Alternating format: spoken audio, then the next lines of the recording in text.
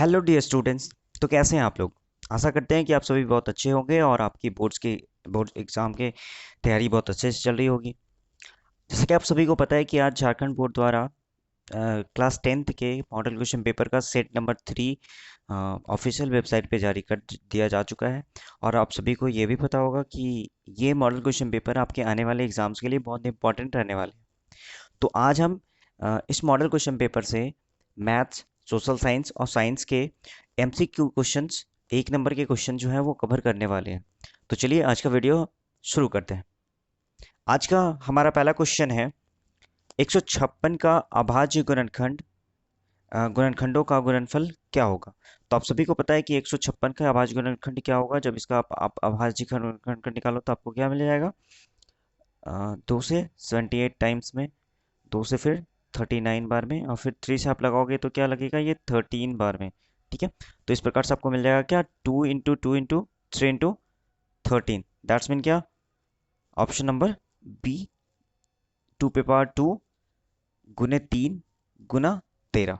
ठीक है, बढ़ते हैं अगले प्रश्न की ओर। अगला प्रश्न बहुत ही आसान है। इसमें पूछा गया है कि बहुपद पी एक्स के शून्यकों की संख्या कितनी होगी? तो इसका सही आंसर हो जाएगा, चूंकि ये एक्स अक्ष को 2 बार प्रतिशत कर रहा है, तो इसका सही आंसर हो जाएगा 2। ठीक है, अगला प्रश्न है हमारा कि निम्न में से कौन द्विघात समीकरण नहीं है? देखिए, इसका सही आंसर हो जाएगा क्या? द्विघात समीकरण नहीं है, इसमें 2 ऑप्शन सही है आपके।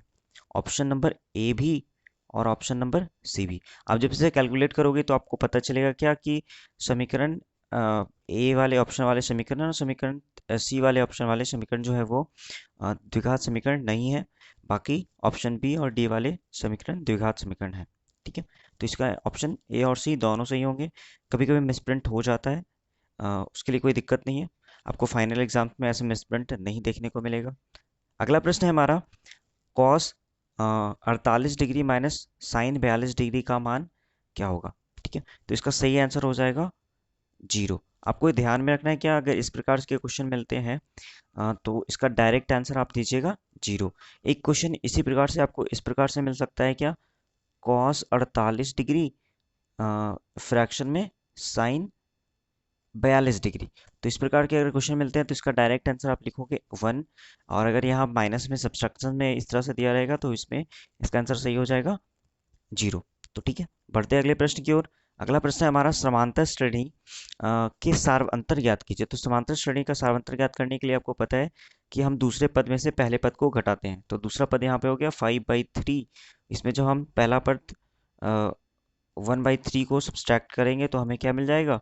मिल जाएगा हमें 4/3, 4/3। तो इसका सही आंसर हो जाएगा ऑप्शन ए, 4/3। अगला प्रश्न है हमारा, आर त्रिज्या वाले वृत्त का क्षेत्रफल क्या होगा? तो आर त्रिज्या वाले वृत्त का क्षेत्रफल होता है पाई आर स्क्वायर। तो pi r square, A option सही है आपका। अगला प्रश्न है ना, निम्नलिखित परिमेय संख्याओं के दशमलव प्रसार के कौन शांत है? ठीक है, तो इसका आंसर सही सही हो जाएगा ऑप्शन नंबर ए। अगर आप ध्यान से देखो तो इस फ्रैक्शन में 17/8 में जो नीचे हर हर हमें प्राप्त हो रहा है 8। अगर उसका हम फैक्टर याद करें 8 का, तो 8 का फैक्टर हमें मिलता है 2 इंटू 2 इंटू 2। ठीक है, और आपको पता होगा कि जब हर का फैक्टर सिर्फ 2 या सिर्फ 5 होता है, या 2 और 5 साथ में होता है, तो उसका जो दशमलव प्रसार वो शांत होता है। अन्यथा 2 और 5 के अलावा अगर कोई अन्य संख्या प्राप्त होती है तो वो अशांत होता है। ठीक है, बढ़ते हैं अगले प्रश्न की ओर। अगला प्रश्न है हमारा, 96 और 404 का मासा क्या होगा? तो ये भी बहुत ही आसान प्रश्न है। इसके लिए आपको करना क्या है, आपको सबसे पहले 96 का फैक्टर याद कर लेना है। ठीक है, 96 का फैक्टर याद करोगे तो आपको मिल जाएगा 2 टाइम्स में 48। ठीक है, फिर 2 टाइम्स में मिल जाएगा 24। अब हमें ज़्यादा करने की आवश्यकता नहीं है, सिंपल सा अभी यही रहने देते हैं। अगर आप करना चाहो तो कर सकते हो आगे प्रोसीड। बाकी दूसरा जो अंक है 404, जब इसका हम फैक्टर याद करेंगे तो 2 टाइम्स में मिल जाएगा हमें 202। और 2 बार 2 से फिर से लगेगा तो ये लगेगा 101 बार में। अब सिंपल सी बात क्या है कि दोनों के फैक्टर में जो संख्याएं कॉमन होती है वही उसका मासा होता है। तो आप देख सकते हो इसका 2 और इस संख्या का 2, इसका 2 और इस संख्या का 2, जो दोनों का कॉमन है। तो इसका आंसर सही हो जाएगा क्या? 2 इंटू 2, दैट्स मीन 4। 4 इसका सही आंसर हो जाएगा। मासा 96 और 404 का महत्तम समावर्तक 4 होगा, तो इसका सही आंसर हो जाएगा 4। अगला प्रश्न है, यदि शून्यकों का योग तथा गुणनफल क्रमशः 0 और √5 है तो द्विघात समीकरण का बहुपद क्या होगा। तो इसके लिए बहुत ही अच्छा एक फॉर्मूला बनता है आप लोगों के लिए, जो आप याद कर लो तो आपके लिए बहुत अच्छा रहने वाला है। देखिए सबसे पहले आपको करना क्या है, आपको मान लेना है कि शून्यकों का योग जो है, इनफैक्ट शून्यक जो है वो अल्फा और बीटा है, ठीक है, अल्फा और बीटा है। तो उस कंडीशन में अल्फा प्लस बीटा क्या दिया गया है, यहाँ पे 0 दिया गया है, और अल्फा गुने बीटा जो है वो क्या दिया गया है, वो दिया गया है आपका √5 दिया हुआ है। तो आपको करना क्या है, द्विघात बहुपद ज्ञात करना है। तो बहुपद का लिए फॉर्मूला क्या होता है, x square minus alpha plus beta गुने एक्स प्लस अल्फा गुने बीटा। सिंपली आपको करना क्या है, इस फॉर्मूले में अल्फा प्लस बीटा और अल्फा गुने बीटा का वैल्यू पुट कर देना है, बैठा देना है, तो उसके बाद आपको आंसर मिल जाएगा। तो आंसर कुछ इस प्रकार से होगा, x square minus alpha plus beta जो कि 0 दिया हुआ है, 0 गुना एक्स, ठीक है, प्लस हो जाएगा अल्फा गुने बीटा जो कि है आपका दिया हुआ √5। तो इसको हल करेंगे तो क्या मिल जाएगा हमें, आपको पता है कि 0 को एक्स से मल्टीपल करने पे वो 0 मिलता है, तो प्लस क्या हो जाएगा, प्लस √5।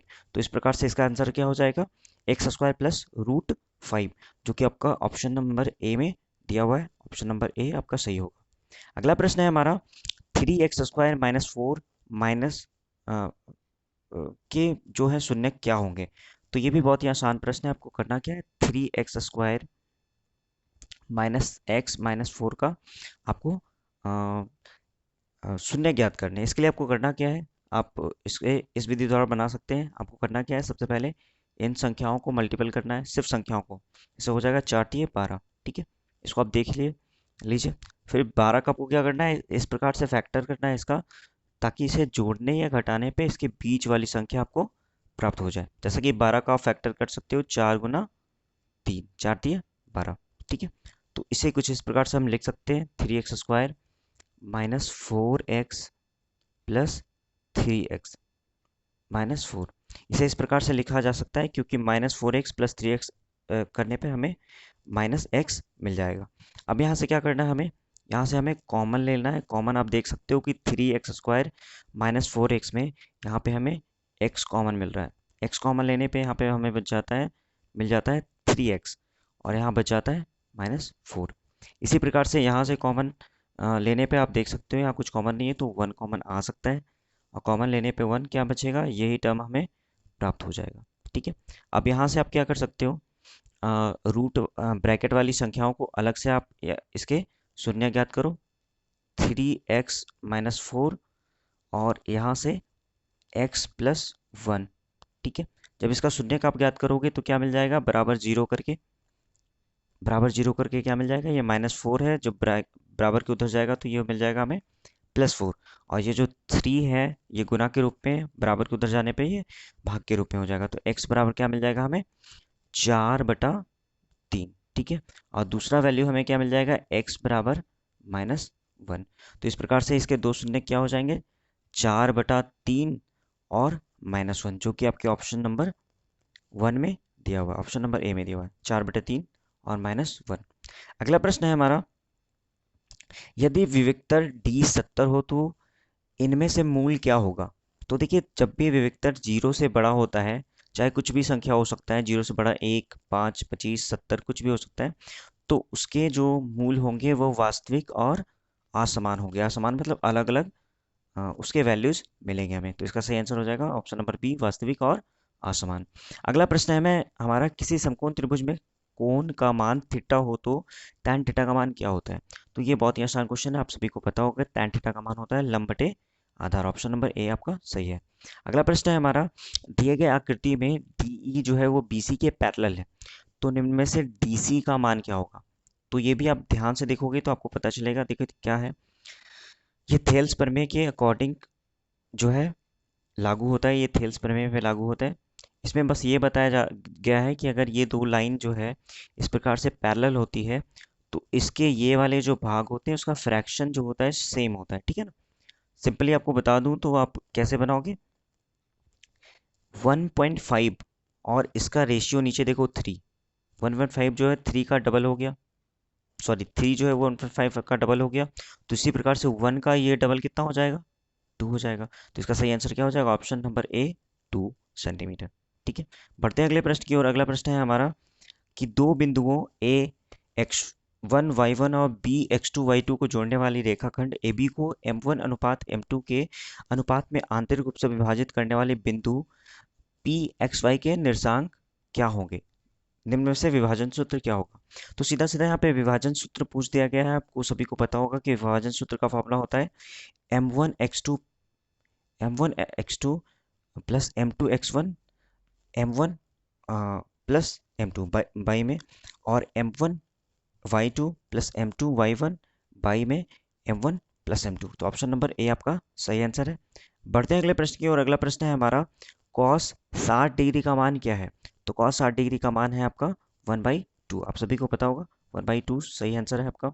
अगला प्रश्न है हमारा tan 90 माइनस थीटा बराबर होता है, किसके बराबर होता है? तो इसका सही आंसर हो जाएगा cot थीटा। यहाँ तो मिस प्रिंट है, cot प्लस थीटा दिया गया है, लेकिन यहाँ पे क्या सही क्या हो जाएगा? cot थीटा हो जाएगा। ठीक है, tan 90 माइनस थीटा बराबर क्या होता है? cot थीटा होता है। अगला प्रश्न है हमारा 17 नंबर, कोण थीटा वाले त्रिज्यखंड का क्षेत्रफल क्या होता है? तो इसका सही आंसर हो जाएगा थीटा बटे 360 इंटू पाई आर स्क्वायर। आप सभी को पता होगा कि त्रिज्यखंड का क्षेत्रफल क्या होता है?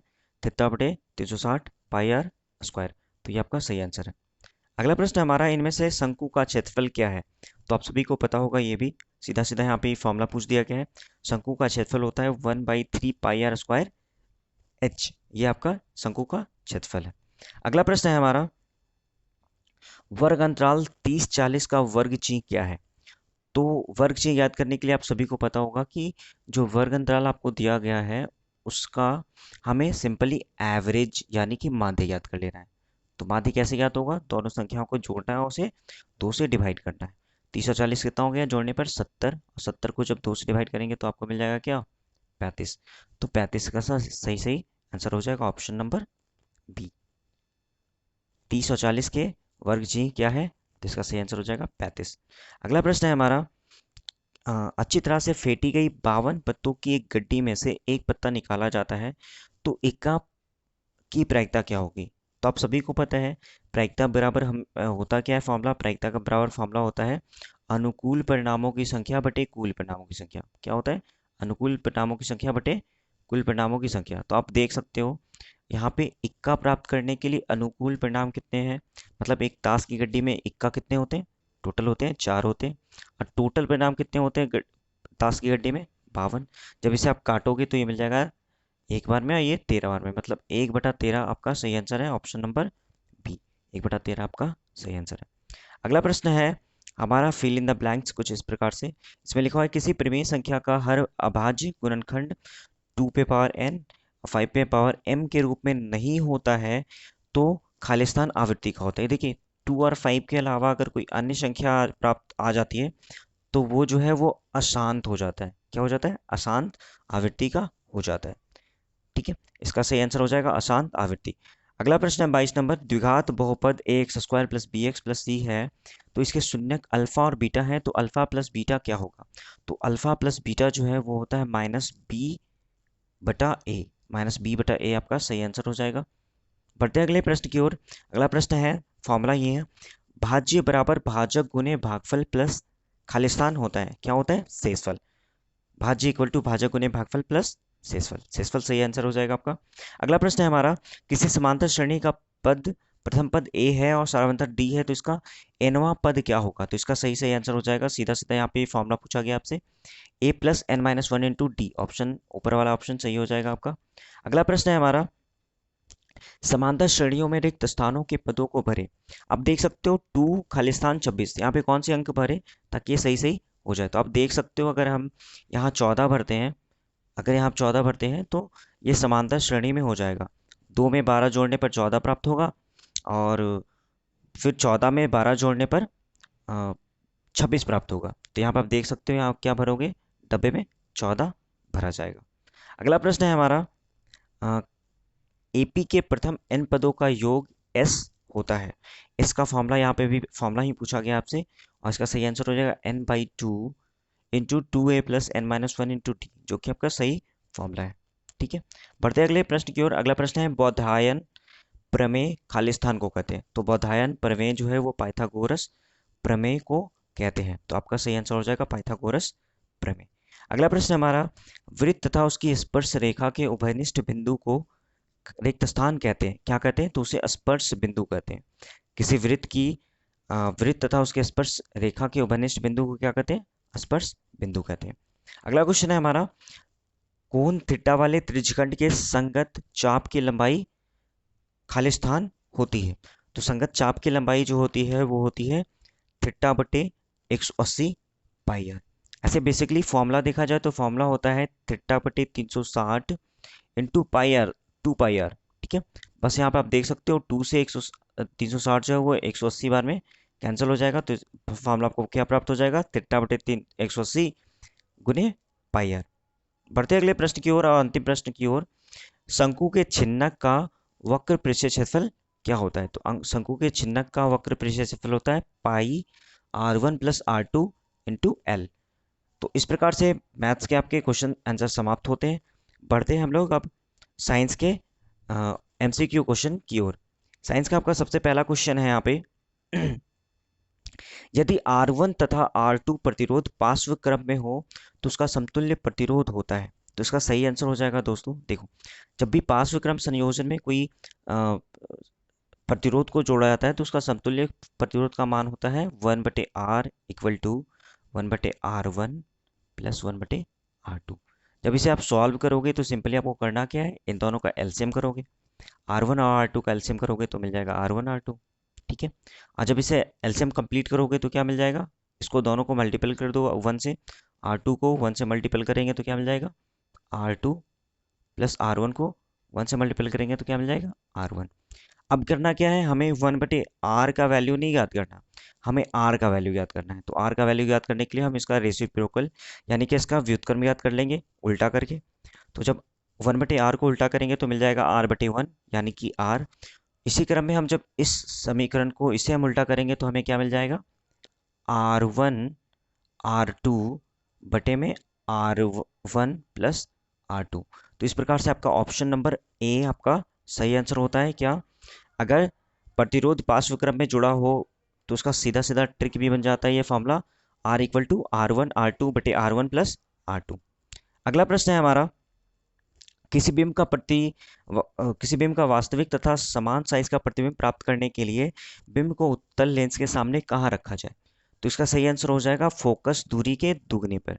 इसका सही आंसर क्या हो जाएगा? फोकस दूरी के दुगने पर अगर रखा जाता है किसी बिंब को तो उसका समान आकार का प्रतिबिंब हमें प्राप्त होता है उत्तल लेंस पे। बढ़ते हैं अगले प्रश्न की ओर। अगला प्रश्न है हमारा, निम्न में से किसका उपयोग खाना बनाने वाले ईंधन के रूप में नहीं किया जाता? तो सीएनजी का उपयोग जो है वो खाना बनाने वाले ईंधन के रूप में नहीं किया जाता, क्योंकि आप सभी को पता है कि सीएनजी जो है वो मोटर गाड़ियों में इस्तेमाल किया जाता है। उसके अलावा एलपीजी, बायोगैस, कोयला, इन सभी का इस्तेमाल ईंधन के रूप में किया जाता है। अगला प्रश्न है हमारा, निम्न में से किस देश को पवनों का देश कहा जाता है? तो आप सभी को पता होगा डेनमार्क को पवनों का देश कहा जाता है। तो डेनमार्क आपका सही आंसर हो जाएगा। अगला प्रश्न है हमारा, घरेलू विद्युत परिपथों में किस संयोजन का उपयोग नहीं होता है? तो इसका सही आंसर हो जाएगा मिश्रित संयोजन। मिश्रित संयोजन का उपयोग घरेलू परिपथ में नहीं होता, क्योंकि आप सभी को पता होगा कि घरेलू परिपथ को श्रेणी क्रम संयोजन में जोड़ा जाता है और घरेलू परिपथ में उपकरणों को यानी कि जैसे बल्ब, पंखे, इन सबको पार्श्व क्रम में जोड़ा जाता है। मिश्रित क्रम संयोजन में नहीं जोड़ा जाता। तो आपका सही आंसर हो जाएगा मिश्रित संयोजन। अगला प्रश्न हमारा, संतरा में कौन सा अम्ल पाया जाता है? आप सभी को पता होगा संतरा में कौन सा अम्ल पाया जाता है? सिट्रिक अम्ल। संतरा में सिट्रिक अम्ल पाया जाता है। अच्छा, आप बताइएगा मुझे कि कमेंट सेक्शन में आप बता सकते हैं कि इमली में कौन सा अम्ल पाया जाता है, और आपके ऑप्शन जो है इन्हीं चारों ऑप्शन में से कोई एक है। ठीक है, आपको बताना है कि इमली में कौन सा अम्ल पाया जाता है। बढ़ते हैं अगले प्रश्न की ओर। अगला प्रश्न है हमारा, यदि विलयन के पीएच का मान 3 है तो वह क्या होगा? तो आप सभी को पता है कि अगर किसी विलयन का पीएच मान 7 से कम हो तो वो अम्लीय होता है। तो 7 से कम यानी 3 है, तो इसका सही आंसर क्या हो जाएगा? अम्ल। अगला प्रश्न है हमारा, विरंजक चूर्ण का सूत्र क्या होगा? तो विरंजक चूर्ण का सही से सूत्र क्या हो जाएगा? CaOCl2, calcium oxychloride. ठीक है, तो बढ़ते हैं अगले प्रश्न की ओर। अगला प्रश्न है हमारा, ऑक्सीजन के 2 परमाणुओं के बीच कितने आबंध पाए जाते हैं? तो ऑक्सीजन के 2 परमाणुओं के बीच 2 परमाणु कैसे बनते हैं? आप सभी को पता है कि इसके बाहरी कक्ष में 6 इलेक्ट्रॉन होते हैं। 6 इलेक्ट्रॉन होते हैं, और ये 6 इलेक्ट्रॉन में से ये दो दो इलेक्ट्रॉन आपस में शेयर करके जो है अपने बाहरी कक्ष को पूरा करता है, इस प्रकार से करता है। तो आप बता सकते हो क्या कि ऑक्सीजन के बाहरी कक्ष मतलब परमाणु के बीच कितने आबंध पाए जाते हैं? तो 2 आबंध पाए जाते हैं, तो इसका सही आंसर हो जाएगा 2। अगला प्रश्न है हमारा कि बेंजीन का अणुसूत्र क्या है? तो बेंजीन का सही सूत्र क्या हो जाएगा? C6H6। ठीक है, बढ़ते अगले प्रश्न की ओर। अगला प्रश्न है हमारा रिक्त स्थान भरने के लिए दर्पण सूत्र पूछा गया है आपसे। दर्पण सूत्र आप सभी को पता होगा, इसका सही आंसर हो जाएगा 1/V + 1/U बराबर 1/F, जो कि आपको सबको दिया हुआ है। U जो है वो बिंब की दूरी है, V प्रतिबिंब की दूरी है, और F जो है वो फोकस दूरी को दर्शाया गया है। अगला प्रश्न है हमारा कि हीरा और ग्रेफाइट जो है वो कार्बन के रिक्त स्थान है। कार्बन के क्या है? वो कार्बन के अपर रूप है। क्या है? आपको ध्यान रखना है, अपर रूप। ठीक है, हीरा और ग्रेफाइट कार्बन के अपर रूप है। अगला प्रश्न है हमारा एल्कीन का सामान्य सूत्र क्या होता है? एल्कीन का सामान्य सूत्र होता है CnH2n। ये आपको याद रख लेना है, एल्कीन का सामान्य सूत्र होता है CnH2n। अगला प्रश्न है हमारा आवेश का एसआई मात्रक क्या होता है? आवेश का एसआई मात्रक होता है कूलॉम। तो कूलॉम आपका सही आंसर है, जिसे मतलब कूलॉम को आवेश का एसआई मात्रक कहा जाता है। अगला प्रश्न है हमारा बायोलॉजी से। बायोलॉजी से पहला क्वेश्चन है यहाँ पे हमारा कि रंध्रों का खुलना और बंद होना निर्भर करता है। तो रंध्रों का खुलना और बंद होना प्रकाश संश्लेषण पर निर्भर करता है। ठीक है, अगला प्रश्न है हमारा पराग कोश में होते हैं। पराग कोश जो कि पुष्प का एक भाग है, उसमें क्या होते हैं? तो उसमें परागकण पाए जाते हैं। ठीक है, अगला प्रश्न है हमारा मुकुलन द्वारा अलैंगिक जनन होता है, किस में होता है? तो वो इष्ट में होता है। इष्ट में मुकुलन द्वारा अलैंगिक जनन होता है। अगला प्रश्न है हमारा कि मनुष्य में गुणसूत्रों की संख्या कितनी होती है? तो मनुष्य में गुणसूत्रों की संख्या 46 यानी कि 23 जोड़े होते हैं। अगला प्रश्न है हमारा रिक्त स्थान भरने के लिए एटीपी का पूरा नाम क्या है? तो आपको बता दें एटीपी का नाम जो है वो पूरा नाम है एडिनोसिन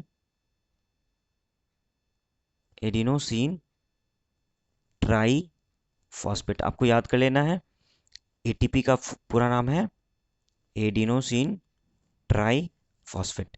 ठीक है, इसे आप नोट डाउन कर ले कॉपी में। अगला प्रश्न है हमारा भारत में बायोगैस खालिस्तान नाम से प्रचलित है।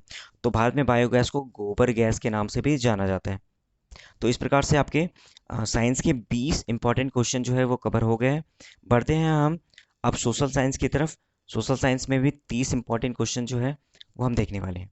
तो पहला क्वेश्चन है यहाँ से वंदे मातरम गीत के रचयिता कौन थे? तो इसका सही आंसर हो जाएगा बंकिम चंद्र चट्टोपाध्याय।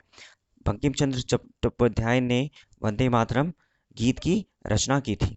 अगला प्रश्न है हमारा आर्थिक महामंदी की शुरुआत किस देश से हुई थी? तो आर्थिक महामंदी की शुरुआत जो है अमेरिका से हुई थी। और आर्थिक महामंदी की शुरुआत कब से हुई थी? तो आपको याद रखना है 1929 से आर्थिक महामंदी की शुरुआत हुई थी। कहाँ से शुरुआत हुई थी? तो अमेरिका से शुरुआत हुई थी। अगला प्रश्न हमारा द्वितीय विश्व युद्ध कब हुआ? तो आपको बता दें द्वितीय विश्व युद्ध जो है वो 1939 से 45 के बीच में हुआ था।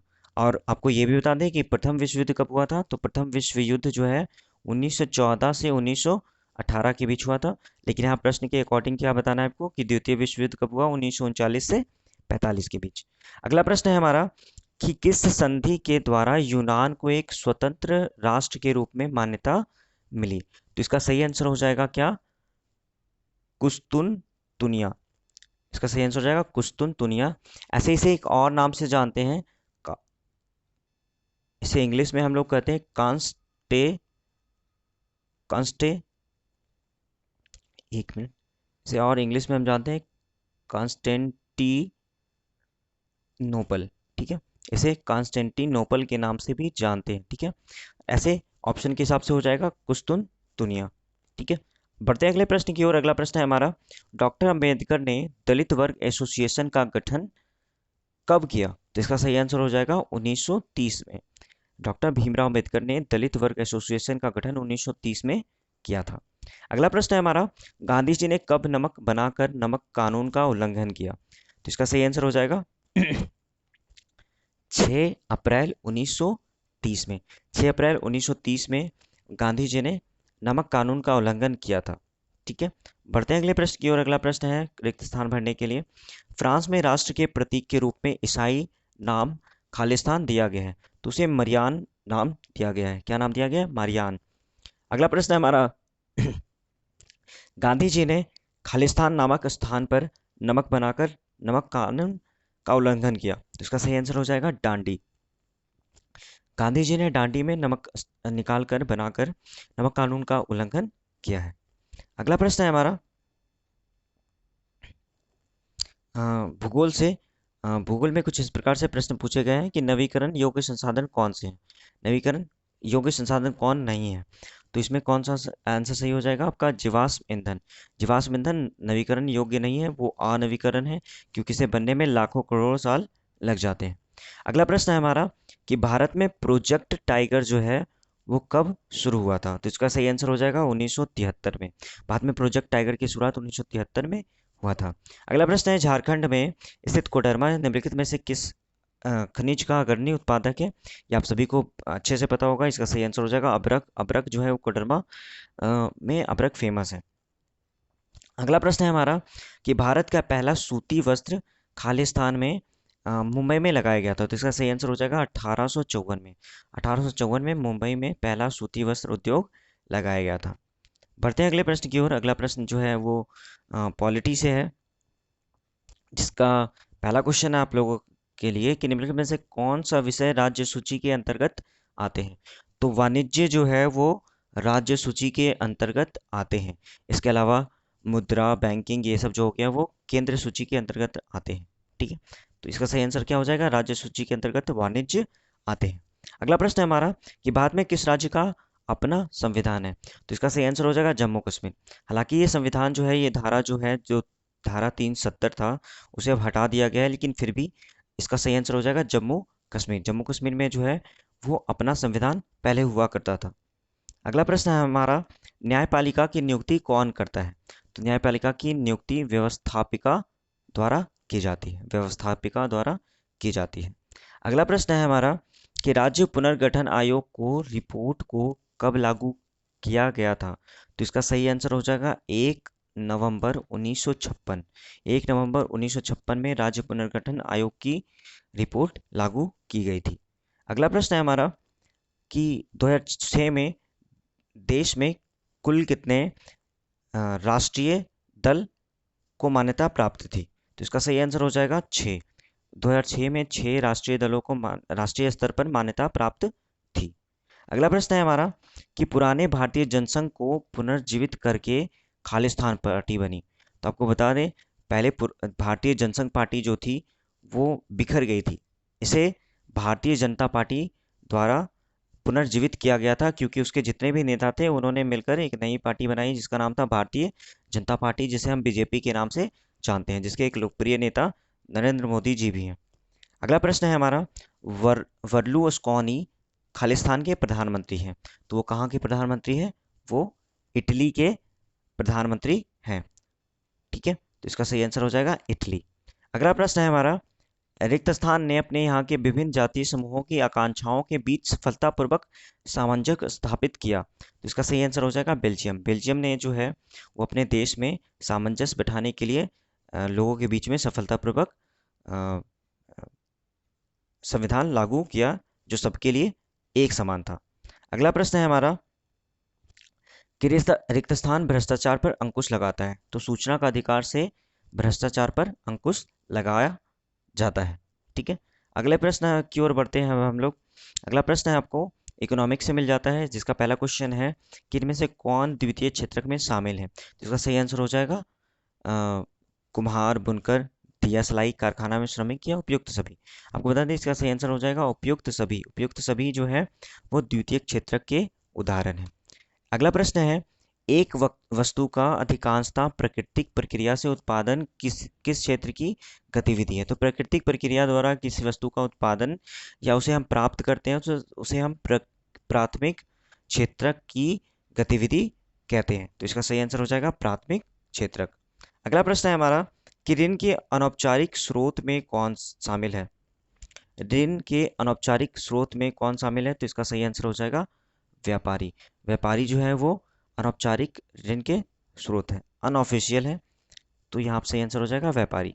अगला प्रश्न है हमारा भारत में करेंसी नोट कौन जारी करता है? तो इसका सही आंसर हो जाएगा RBI, reserve bank of India.